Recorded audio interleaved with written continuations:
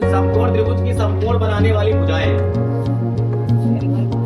समकोण त्रिभुज की समकोण बनाने वाली भुजाएं 3x+1 और है x+2x -1 और इसका एरिया दिया है 30 वर्ग सेंटीमीटर। ये एक भी एरिया दिया है 30 वर्ग सेंटीमीटर,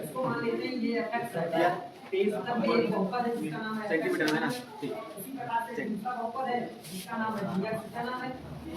तो ए बी बराबर दिया है 2x - 1, बी सी बराबर दिया 3x+1 सेंटीमीटर और त्रिभुज का क्षेत्रफल दिया है 30 सेंटीमीटर स्क्वायर, क्योंकि हम जानते हैं त्रिभुज का क्षेत्रफल बराबर होता है 1/2 आधार गुणे ऊंचाई। तो ये 30 बराबर हो गए 1/2, आधार हो गया 2x - 1 और ऊंचाई हो गई 3x+1। इसको उधर ले जाओ तो ये हो जाएगा गुणा में, यानी 30 गुणे 2 हो जाएगा। ये इधर गुणा में इधर जाएगा, भाग में हो जाएगा 3। तो यहाँ बच गया 2x - 1 और x+1, 3 दाम 30, 10 गुना 20। इसका बराबर तो 2x² - x प्लस 2x - 1 20 बराबर, तो इधर डालो अपने इधर डालो, हो जाएगा 0 2x² प्लस x माइनस 1, इसको लाओ तो -20 और 2x² प्लस x माइनस 20 बराबर 0। इसका इससे गुणा करोगे तो ये गुना 42, 42 से तो ऐसे गुणनखंड करने हैं, घटाने पर 1 आ जाएगा, 7 से 42 तो हो जाएगा 2x² plus 7x minus 6x minus 21 equal to 0। यहाँ पे x कॉमन तो 2x प्लस 7 और यहाँ माइनस 3 कॉमन है, जो हो जाएगा 2x plus 7 equal to 0। 2x plus 7 one bracket second bracket x minus 3 equal to 0। जब 2x plus 7 equal to 0 x बराबर -7 और जब x माइनस 3 बराबर 0 x बराबर 3, जो कि भुजाएं हैं यानी लंबाई है और लंबाई हमेशा धनात्मक होती है, तो हम नेगेटिव मान नहीं लेंगे, है ना, क्योंकि लंबाई सदैव धनात्मक होती है, पॉजिटिव होती है, इसलिए x बराबर लेंगे 3। ए बी बराबर हो जाएगा, यहाँ पे 3 रखोगे तो 2 गुणे 3 माइनस 1 यानी 5 सेंटीमीटर और बी सी बराबर निकालोगे तो हो जाएगा 3 2 3 इंटेगा 3 प्लस 1, तो हो जाएगा 3 में 4 12 सेंटीमीटर। ऊंचाई तो निकाल ली थी, तीनों निकाल ली थी। तो त्रिभुज की भुजाओं की लंबाई ज्ञात कीजिए 18, तीनों निकाल ली थी। कितनी निकाल ली? तीनों। तो ये निकाल आई 5 और ये निकाल आई 12। कौन सी? ये 12 हो गई, ये 5 हो गई। तो अब समकोण त्रिभुज है, क्योंकि एबीसी क्या है? एक समकोण त्रिभुज है, इसलिए पाइथागोरस प्रमेय लगा देंगे। AC बराबर AC स्क्वायर बराबर हो जाएगा AB square plus BC square. AB का मान है 5 के स्क्वायर प्लस BC का मान है 12 के स्क्वायर। AC बराबर हो जाएगा √25 प्लस 144 हो जाएगा 169, तो हो जाएगा AC बराबर 13 सेंटीमीटर। कितना आ जाएगा? 13 सेंटीमीटर, है ना। पहले त्रिभुज का क्षेत्रफल दिया हुआ था, तो हमने त्रिभुज का क्षेत्रफल का सूत्र लगा लिया, आधार गुणे ऊंचाई। आधार गुणे ऊंचाई किया तो हमारा इक्वेशन बन के आ गया। इक्वेशन को सरल किया तो x का मान 3 आ गया। जब x का मान 3 आ गया तो हमने x का मान रखा, AB ऊंचाई भी प्राप्त कर ली और BC प्राप्त कर ली। जब दोनों भुजाएं मिल जाएंगे तो ये जानते हैं समकोण त्रिभुज है, तो इसमें पाइथागोरस प्रमेय लगा दिया तो हमें तीसरी भुजा मिली। तीनों भुजाएं, हाँ, बरामदा बना हुआ है, तो बरामदे का एरिया दिया हुआ है। तो सबसे पहले देखो कमरा बना है। क्या बना है? कमरा। ये कमरे का ऊपर से व्यू है, ठीक है, ऊपर से व्यू, कमरे को हम ऊपर से देख रहे हैं इस तरह का। ये लंबाई कितनी है? 15 मीटर, चौड़ाई कितनी है? 12 मीटर, है ना। अब इसके ऊपर से देखोगे तो ये चारों तरफ से एक बरामदा बना हुआ है, चारों तरफ। तो ये बरामदे का एरिया दिया हुआ है। इस वाले बरामदे का क्या दिया हुआ है? एरिया दिया हुआ है, ये इतना ही हिस्सा, है ना। तो हमें इसकी चौड़ाई पूछी, तो हमने कहा चौड़ाई इसकी x है, कितनी है? चौड़ाई x है। तो अब कोई चीज बनाई जाती है तो बिल्कुल नाप जोड़ के बनाई जाती है ना। तो अब ये कमरे से ये दीवार जो यहाँ खंभे उम्बे गड़े होंगे तो ये सब बराबर दूरी पर ही तो गड़े होंगे चारों तरफ, ये कहीं कम ज्यादा होंगे है। अब इंजीनियर ज्यादा पढ़ा लिखा रहा हो तो हम नहीं कह सकते, लेकिन अगर कोई भी बरामदा बनवाएगा तो बढ़िया नाप से ही तो बनवाएगा है। तो यानी अगर आप इसकी लंबाई से देखो इधर भी x दूर है इधर भी x दूर है, तो अगर हम बरामदे को मान लें A B C D और इसको मान लें P, यहां शुरू करते हैं P Q R S है ना। तो आप देखें कि P Q R S एक आयत है और आयत के अंदर A B C D भी एक आयत है। तो अगर हम बड़े वाले आयत का क्षेत्रफल निकालें और उस क्षेत्रफल में छोटे वाले आयत का क्षेत्रफल घटा दें तो कौन सा क्षेत्रफल बचेगा? बरामदे का बचेगा, और बरामदे का ही दिया है। तो सबसे पहले हम बरामदे की लंबाई निकाल लेते हैं। ये कमरे की लंबाई बराबर 15 मीटर दिया है, कमरे की चौड़ाई बराबर दिया है 12 मीटर। मान लेते हैं माना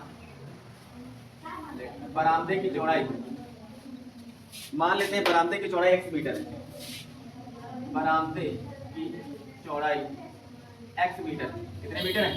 x मीटर है। तो ये पूरा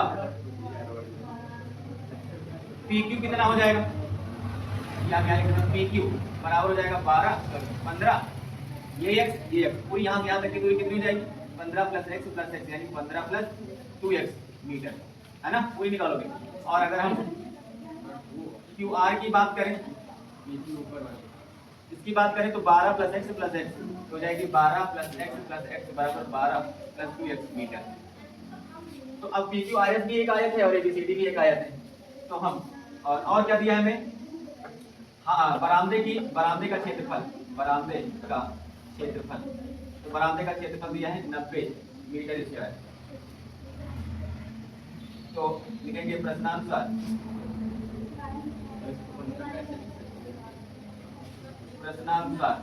हमें हाल का क्षेत्रफल दिया है, तो लिखेंगे आयत PQRS का क्षेत्रफल माइनस कमरे का क्षेत्रफल, या आप कह सकते हैं ABCD का क्षेत्रफल बराबर हो जाएगा 90। मतलब बड़े वाले आयत पे छोटे वाले आयत का क्षेत्रफल घटा दोगे तो ये एरिया निकल आएगा, और ये एरिया कितने दिया है? 90 दिया है। तो इसके आयत है तो लंबाई गुणे चौड़ाई, तो लंबाई यानी PQ गुणे RS माइनस इसकी लंबाई गुणे चौड़ाई 15 गुणे 12 बराबर 90। तो PQ कितना दिया है? PQ हमने निकाल रखा है 15 plus 2x 12 plus 2x minus 15 गुणे 12 बराबर 90। चित्र बना के नोट कर लो, इसको सॉल्व करके करते हैं। A B C देखो कह रहे हैं एक त्रिभुज है जिसका कर्ण 17 सेंटीमीटर है। कितना है? 17 सेंटीमीटर है, और इसकी शेष दो भुजाओं का अंतर 7 सेंटीमीटर। कितना है? 7 सेंटीमीटर है। तो त्रिभुज की तीनों भुजा शेष दो भुजाएं याद करनी। अच्छा, अंतर 7 है। जैसे मैं कहूं पारुल और रिमझिम, पारुल की आयु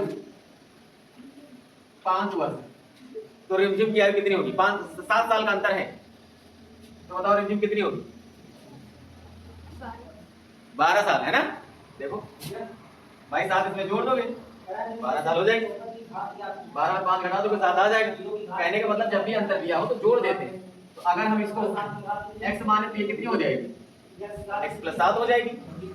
पाइथागोरस प्रमेय भैया ध्यान से देख लो, कर्ण का स्क्वायर बराबर होता है लंब का स्क्वायर प्लस आधार का स्क्वायर। इसको आंखें बड़ी करके फोटो खींच लो इसको है। गायत्री तुम्हारा नाम मैं बदल दूंगा, तुम्हें सही नहीं बताया। तो ये हो जाएगा 17 का स्क्वायर बराबर x square plus x plus 7 का स्क्वायर। बताओ 17 का स्क्वायर, गायत्री बताइए 17 का स्क्वायर कितना होता है? कितना होता है? 280 होता है। हाँ 289 होता है। चलो बताओ 7 का स्क्वायर कितना होता है? 7 का स्क्वायर कितना होता है? संख्या को 0 से गुणा करते हैं कितना होगा आ जाए नहीं आ जाए और जो पॉइंट लगा वो कह रहा गुणा करिए तो ऐसा जैसे मैंने प्लस कर दिया माइनस कर दिया वैसे तुम क्या करना गुणा करके हम किसी भी संख्या को 0 से गुणा करते हैं क्या बात होगी दोनों पक्षों में 2 से भाग कर दोगे तो x² + 7x - 120। चलो बताइए 120 कैसे दो गुणनखंड बताओ कि 7 आ जाए हैं 120 के ऐसे गुणनखंड बताओ कि घटाने पर 7 आ जाए। घटाने पर कितना आ जाए 7 आ जाए हैं 10 में क्या 15 × 120 ठीक x² + 15x - 8x - 120 = 0। x common लोगे x + 15 - 8 कॉमन लोगे x + 15 = 0। x + 15 in one bracket x - 8 in second bracket = 0। तो लिखेंगे जब x + 15 = 0 x = -15। माइनस चिन्ह कभी नहीं लेते हैं क्योंकि दूरी हमेशा धनात्मक होती है और x - 8 = 0 पे x = 8। तो भुजा BC की लंबाई हो गई 8 सेंटीमीटर और अगर हम AB की बात करें AB हो गई 8 + 7 यानी 15 सेंटीमीटर और AC तुरंत AB आपको दिया है 17 सेंटीमीटर। तो मान लेते हैं माना क्रमागत संख्याएं x तथा x + 1 है। प्रश्नानुसार हो जाएगा x² + x + 1 का होल स्क्वायर बराबर 545। क्वेश्चन नंबर 21 इसको सरल करके x का मान निकालना है।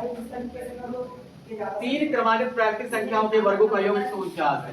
तो मान लेते हैं माना 3 क्रमागत प्राकृतिक संख्याएं x + 1 और x + 2 है। प्रश्नानुसार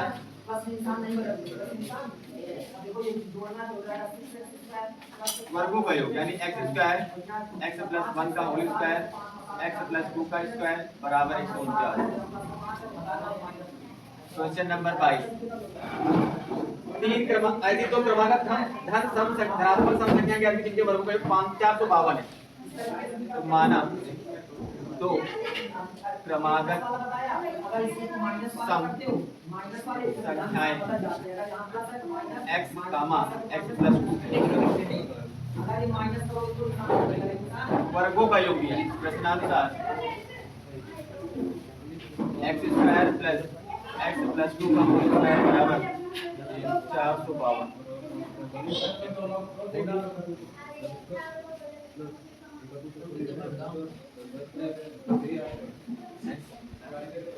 क्वेश्चन नंबर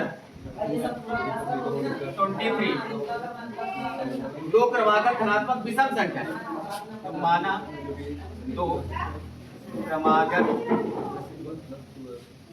विषम संख्याएं x, x + 2 विषम में भी आप ही मानेंगे और कह रहे हैं वर्गों का योग 130 है।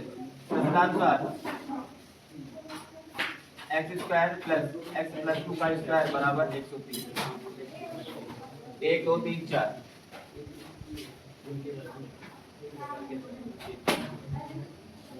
देखा आज होमवर्क हो गया काफी।